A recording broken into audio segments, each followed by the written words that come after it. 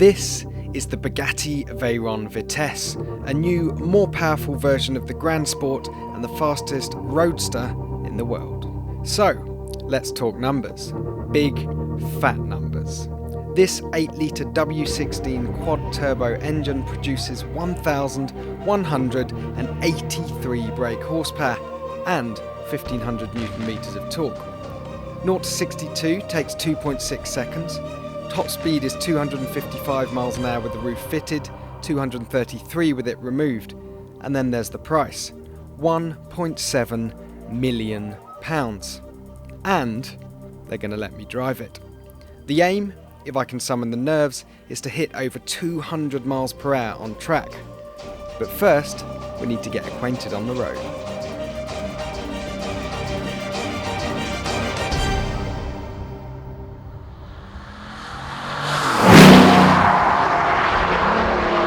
An interesting fact about this Veyron Vitesse is that despite having 200 horsepower more than the standard Grand Sport convertible, it's actually a tenth of a second slower from 0 to 60.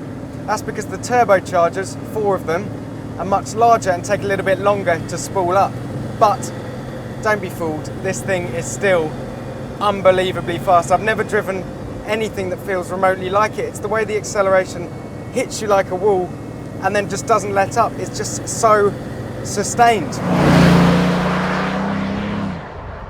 The other thing I wasn't expecting was the noise it makes. There's about 3, 4, 5 different things going on at any one time behind your head. And those big turbos I mentioned, but if you put your foot down and lift off, you get this amazing whoosh from the wastegates as they release all that gas. It's completely mad, it's completely addictive.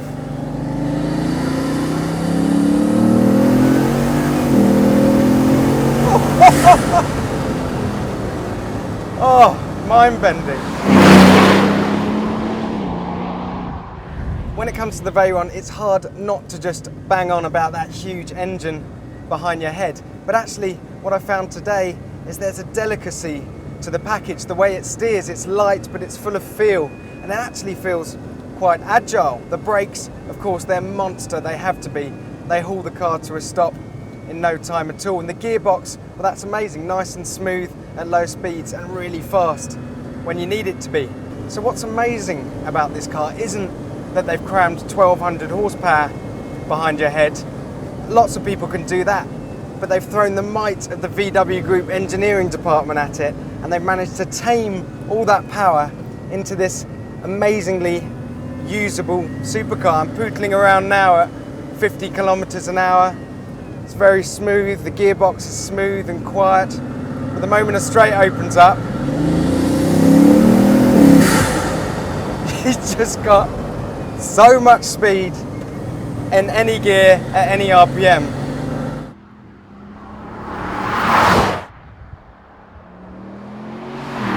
There's one thing wrong with the Veyron. Well, I'm sorry to come back to it, but it's that price again. I can't get it out of my head. £1.7 million on 4 wheels. I have the keys. I'm driving it. There's always just a sense that you're driving something with a 60-foot drop on one side, sheer rock face on the other, and cars coming in the opposite direction that doesn't belong to you and is worth about 5 times as much as my house. It's quite nervy, and I imagine if you owned this car, it would be even worse. But I don't, so let's have some fun. As much fun as it is driving a Veyron on the road, it does feel a little bit like a caged tiger. Luckily, Bugatti has rented out a high-speed test track exclusively for our use. Time to stretch his legs.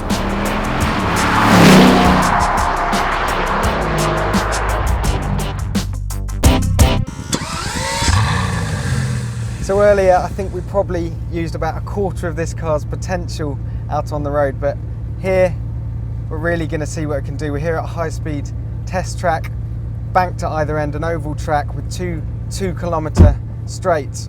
So we're going to keep it safe, but we're going to see what sort of speeds this can hit on the straights with all that power behind us. Hold on tight, here we go.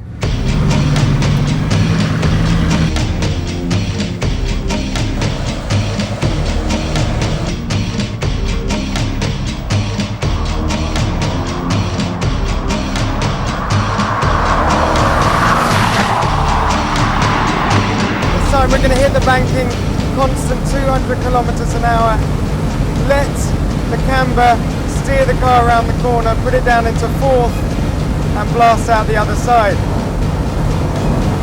Into the banking. Really feel the car just wants to steer itself. 7th gear now.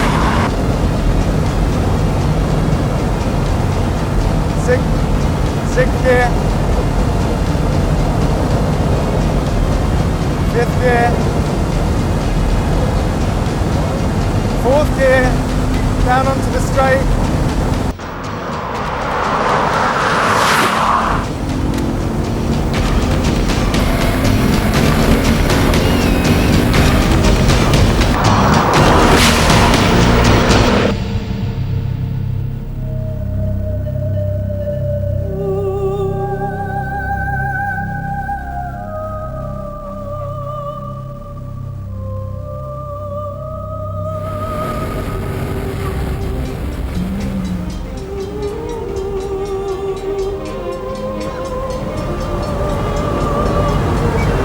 Incredible. I feel like I was doing all the work, but it was nothing to do with me. It was completely the car.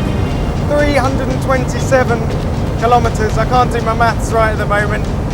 I'll do that for you in a minute, but that just felt so easy. You leave it in auto, you put your foot flat on the floor, and it changes up for you at the limiter. So it is literally a case of pointing it and shooting it.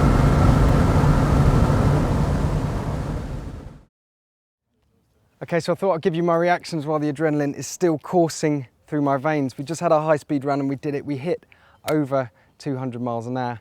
How does it feel? Well, it feels like a very rare and privileged place. You're covering so much ground so quickly that there's got to be just a few places in the world where you can actually do it, and hardly anywhere where you could actually exploit the full potential of this incredible car.